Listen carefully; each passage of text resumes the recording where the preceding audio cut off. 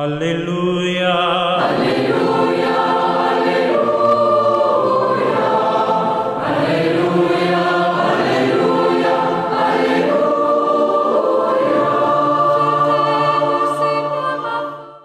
Le Seigneur soit avec vous. Évangile de Jésus-Christ selon saint Matthieu.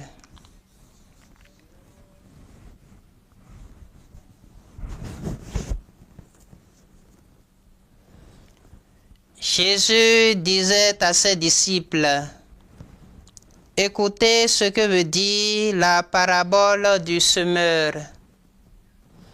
Quand l'homme entend la parole du royaume sans la comprendre, le mauvais survient et s'empare de ce qui est semé dans son cœur. L'homme, c'est le terrain ensemencé au bord du chemin. Celui qui a reçu la semence sur un sol pierreux, c'est l'homme qui entend la parole et la reçoit aussitôt avec joie. Mais il n'a pas de racine en lui. Il est l'homme d'un moment.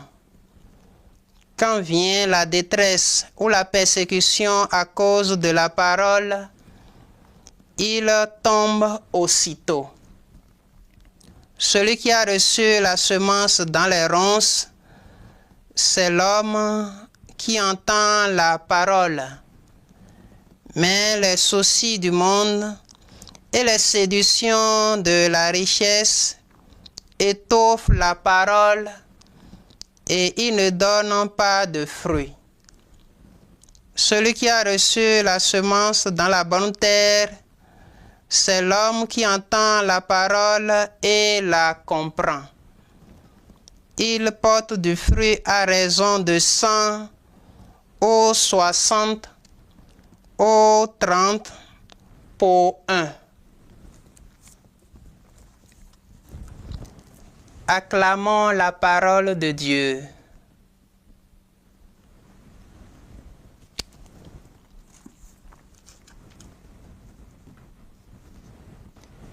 Être une bonne terre pour la parole du royaume. Chers frères et sœurs, fils et filles bien-aimés de Dieu, le Christ explique dans le passage évangélique d'aujourd'hui la parabole du semeur. La parole du royaume est semée sur tous les terrains sans distinction ou discrimination. Tous ont été au bénéfice de la parole, mais elle ne fructifie que chez quelques-uns. Les obstacles sont nombreux et empêche la parole de fructifier. Voilà pourquoi on observe 3 échecs pour une seule réussite. Il est donc évident que l'échec ou la réussite ici ne dépend pas de la qualité de la semence, mais plutôt de celle de la terre qui accueille la semence. La bonne terre porte du fruit. Nous avons l'obligation de travailler à être cette bonne terre pour la parole de Dieu. Pour ce faire, nous devons toujours nous souvenir de notre enthousiasme du début avec le Christ pour ne pas laisser notre ardeur se refroidir. Avons-nous encore aujourd'hui la ferveur et l'enthousiasme que nous avions à notre baptême, à notre première communion, à notre confirmation, à notre mariage, à notre ordination ou à notre consécration? Il est très facile de se laisser décourager et démobiliser par les difficultés du chemin.